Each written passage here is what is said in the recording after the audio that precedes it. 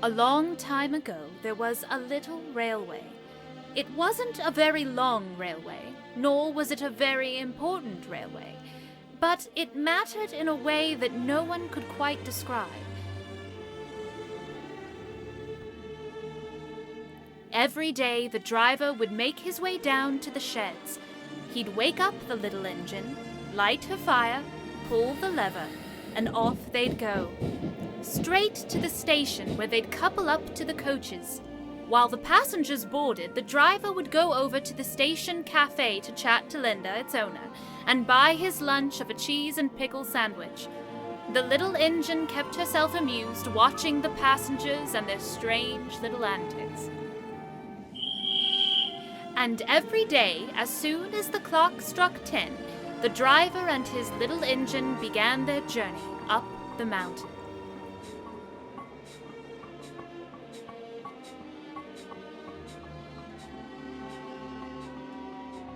Every day climbing up and down the mountain, every day without fail. People never had to go up to the mountain, and granted, they never had to take them up there either. As the little engine climbed her little line, her little, not very important line, everything felt right. She could never quite explain it, but her driver knew how she felt. It's all yours. You're the only little engine for miles around. That makes you special. One morning, something changed. It was a little change, and yet it felt big. The little engine had never seen cars like those before, and she wasn't the only one to be surprised by the arrival of the strange vehicles. A sudden rush of hushed voices broke out from some of the people, all asking each other silly questions. Why do they have to make so much noise? Will they cause a traffic jam? Are there roadworks? The little engine's driver was the only one to ask a sensible one. Do you know what they're doing here? Oh, haven't you heard? They're building a new railway down the road. New railway? That's right. They want it to go round Lakeside. Time to go. Lakeside, you say? Aye. Righto. Sounds interesting. The little engine didn't think a lakeside was interesting. Whatever it was, she didn't like the sound of it at all. She couldn't stop thinking about the new railway. She'd never known another railway aside from hers. The image of this new one danced around at the back of her smokebox. Truth be told, it scared her.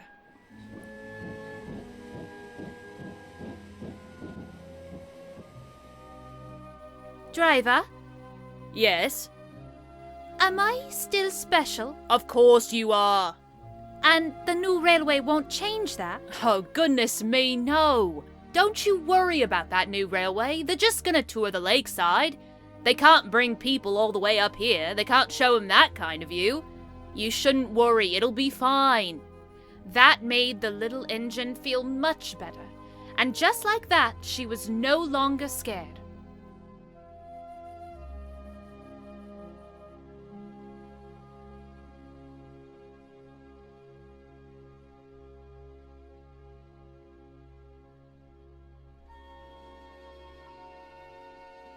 As the months passed, change was in the air. The countryside lost its vibrancy and color. The leaves on the trees went from green to brown.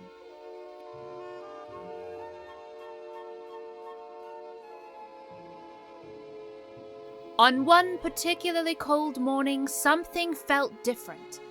There were less people present than usual. The little engine wondered what was going on, and she found her answer soon enough.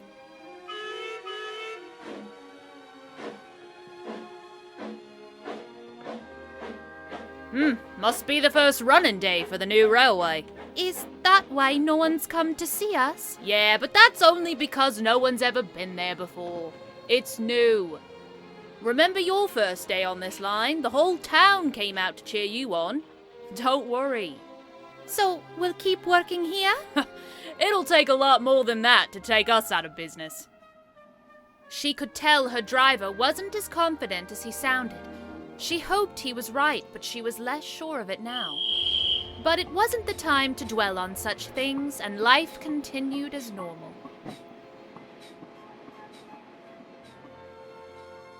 Weeks passed. The landscape was empty, the trees bare, and the cold just got worse and worse. And throughout all of this, one thing was certain. Fewer and fewer people were taking the mountain railway. Oh no. What's the matter? Nothing. I'm sure it's fine. Something was wrong. She knew she shouldn't worry, and yet she did. She didn't know why people had stopped coming, but she couldn't help but feel like the new railway had something to do with it. Now you get a good night's rest. Busy day tomorrow.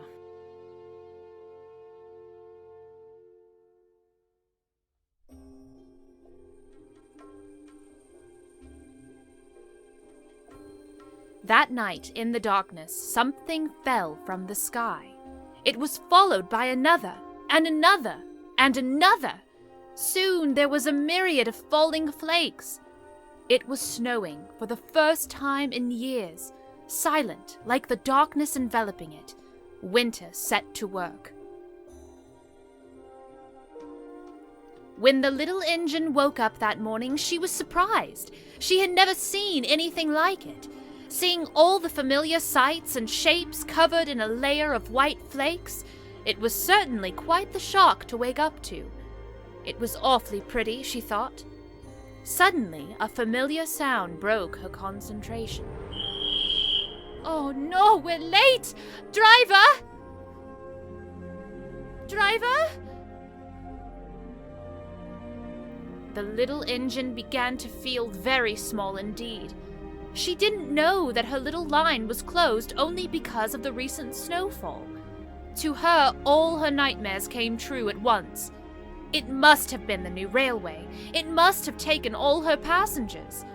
And now she was never to leave her little shed again. Days passed, and still the little engine remained in the shed. The sight of the snow-covered landscape was of no comfort to her, its sharp, glistening whites having transformed into dull, mushy grays. She watched life carry on as normal in the town. They had truly forgotten about her.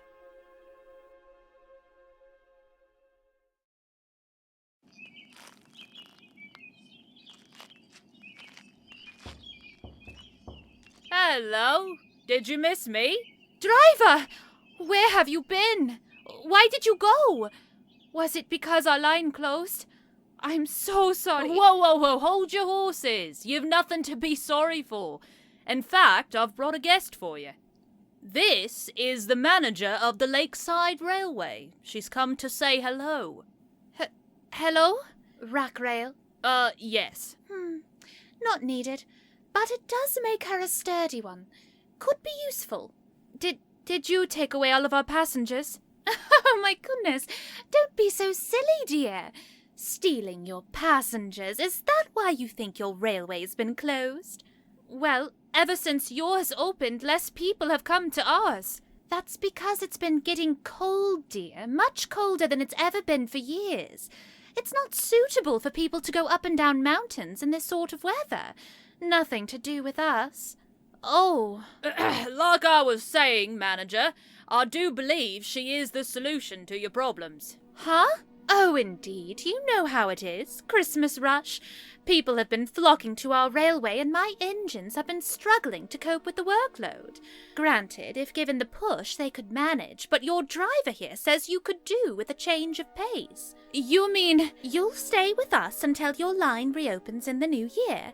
Of course, that is if you want to. Yes, please. Then it's settled. Tomorrow the lorry will be here to pick you up. Thank you. Well, I told you it would be fine. There'd never be a world where I'd let you get shut up in here over Christmas. You've never worked in the snow before, have you? No. Then you've got a lot to look forward to. I'll see you tomorrow. The next morning, the manager was true to her word, and the little engine was carefully lowered into place, ready for the journey to the Lakeside Railway. It didn't take long to reach the new railway. After all, it was only just down the road.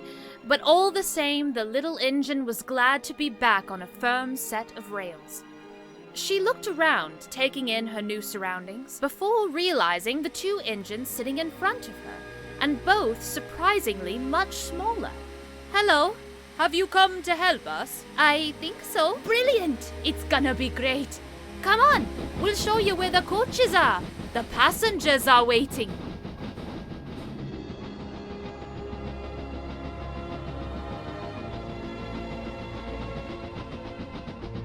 Over the next few weeks, the little engine worked hard on the Lakeside Railway with her new friends. It was a beautiful little line, and the constant flow of passengers meant that they were always busy.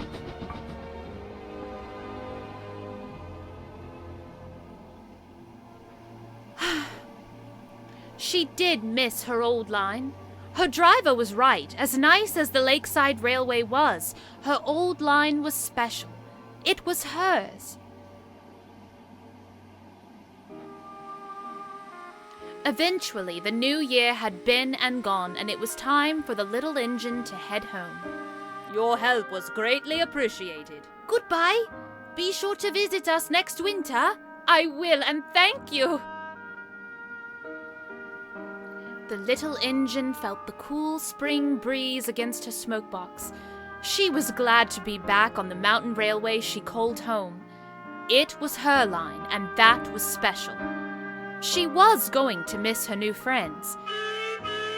Then again, they were just down the road. You ready? Yup.